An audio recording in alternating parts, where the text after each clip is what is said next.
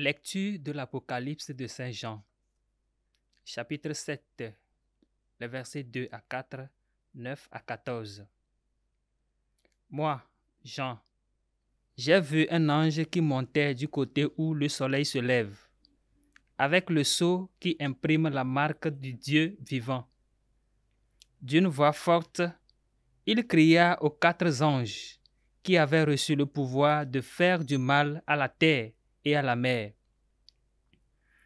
Ne faites pas de mal à la terre, ni à la mer, ni aux arbres, avant que nous ayons marqué du sceau le front des serviteurs de notre Dieu. Et j'entendis le nombre de ceux qui étaient marqués du sceau. Ils étaient 144 000 de toutes les tribus des fils d'Israël.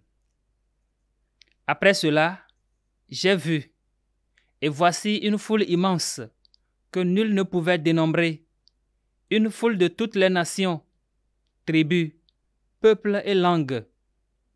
Ils se tenaient debout devant le trône et devant l'agneau, vêtus de robes blanches, avec des palmes à la main. Et ils s'écriaient d'une voix forte: Le salut appartient à notre Dieu qui siège sur le trône et à l'agneau. Tous les anges se tenaient debout autour du trône, autour des anciens et des 4 vivants. Se jetant devant le trône, face contre terre, ils se prosternèrent devant Dieu. Et ils disaient: Amen. Louange, gloire, sagesse et action de grâce, honneur, puissance et force à notre Dieu pour les siècles des siècles. Amen. L'un des anciens prit alors la parole et me dit: Ces gens vêtus de robes blanches, qui sont-ils et d'où viennent-ils? Je lui répondis: Mon Seigneur, toi tu le sais. Il me dit: Ceux-là viennent de la grande épreuve. Ils ont lavé leurs robes, ils les ont blanchies par le sang de l'agneau. Parole du Seigneur. Nous rendons grâce à Dieu. Voici le peuple de ceux qui cherchent ta face, Seigneur. Voici le peuple de ceux qui cherchent ta face, Seigneur. Ô Seigneur, le monde et sa richesse, la terre et tous ses habitants. C'est lui qui l'a fondé sur les mers et la garde inébranlable sur les flots. Voici le peuple de ceux qui cherchent ta face, Seigneur. Qui peut gravir la montagne du Seigneur et se tenir dans le lieu saint? L'homme au cœur pur, aux mains innocentes, qui ne livre pas son âme aux idoles. Voici le peuple de ceux qui cherchent ta face, Seigneur. Il obtient du Seigneur la bénédiction et de Dieu son Sauveur la justice. Voici le peuple de ceux qui le cherchent. Voici Jacob qui cherche ta face. Voici le peuple de ceux qui cherchent ta face, Seigneur.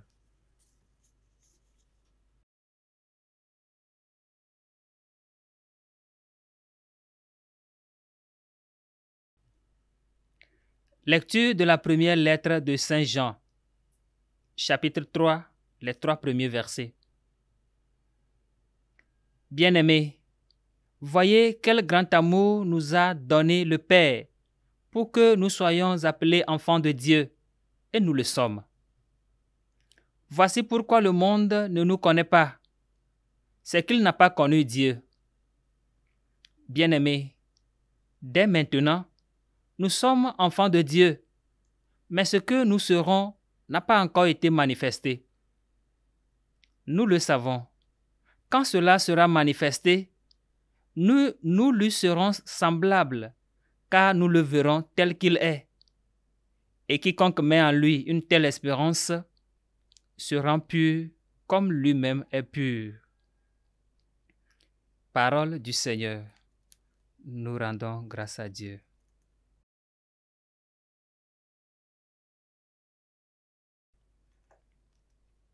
Acclamation de l'Évangile.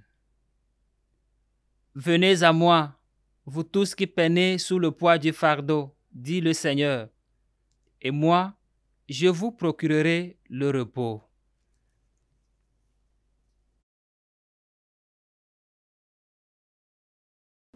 Au nom du Père et du Fils et du Saint-Esprit. Amen.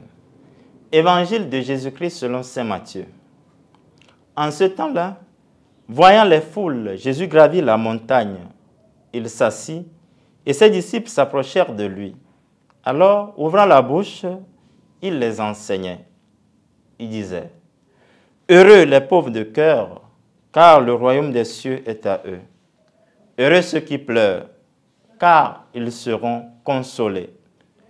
Heureux les doux, car ils recevront la terre en héritage. Heureux ceux qui ont faim et soif de la justice, car ils seront rassasiés. Heureux les miséricordieux, car ils obtiendront miséricorde. Heureux les cœurs purs, car ils verront Dieu. Heureux les artisans de paix, car ils seront appelés fils de Dieu. Heureux ceux qui sont persécutés par la justice, car le royaume des cieux est à eux. Heureux êtes-vous si l'on vous insulte, si l'on vous persécute, et si l'on dit faussement toutes sortes de mal contre vous à cause de moi. Réjouissez-vous, soyez dans l'allégresse, car votre récompense est grande dans les cieux. C'est ainsi qu'on a persécuté les prophètes qui vous ont précédés. Acclamons la parole de Dieu. Louange à toi, Seigneur Jésus.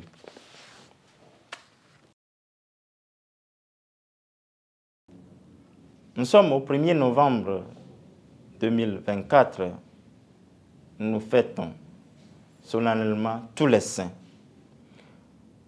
En cette solennité de tous les saints, l'Évangile nous présente les béatitudes que Jésus exalte et invite à imprimer dans notre vie. Les saints dont nous portons les noms, qui sont des modèles pour nous, nous invitent à emboîter leurs pas suivant la vision béatifique tracée aujourd'hui dans l'Évangile. Ces braves hommes et femmes qui ont tout donné pour imiter le Christ de plus près ont vécu sur terre ce qu'ils ont reçu en héritage aujourd'hui dans la vie éternelle. Ils menaient leur vie sur terre comme s'ils étaient des citoyens du ciel. Les béatitudes que Jésus nous propose est un programme, une école de vie et de foi. Dans notre monde où sont vantées les contre-valeurs, la course à la richesse, l'injustice qui domine les guerres, les violences, le chrétien a amené à vivre sur cette terre les vertus du ciel. Il ne s'agit pas d'une promesse utopique ouverte dans un monde à venir, mais plutôt l'accès au vrai bonheur dès maintenant. Quoi de plus beau de se garder un cœur sans rancune, un cœur pur, d'avoir un bon cœur. Qu'est-ce qu'il y a de plus beau de répondre à la violence par le pardon, à la miséricorde? Qu'il est beau, qu'il est grand et magnifié aujourd'hui de répondre à l'injustice, à la guerre, par la justice et la paix.